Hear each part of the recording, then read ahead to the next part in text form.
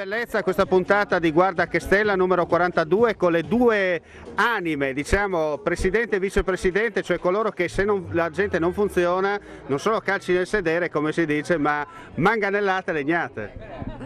È vero, soltanto che alla fine sono stati loro a scegliere noi, quindi insomma si devono fidare, quindi insomma noi facciamo del nostro meglio e speriamo che vada tutto bene. Presidente, cosa dice?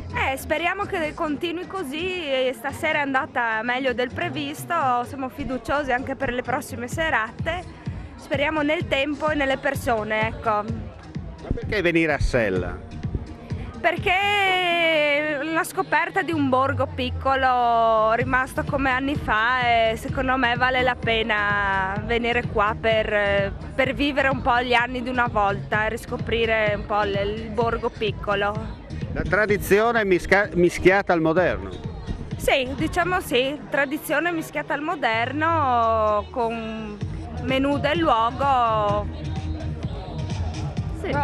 Sì, poi noi siamo tutti giovani effettivamente, quindi insomma È un'occasione in più per venirvi a trovare. Sì, assolutamente. Cosa dire per concludere? Venite a Sella. Sì, che ne vale la pena, soprattutto sia per il menù che per la compagnia e il posto che è veramente molto bello. Buon lavoro! Grazie. Non resta che ringraziarvi per l'ascolto. Alla prossima!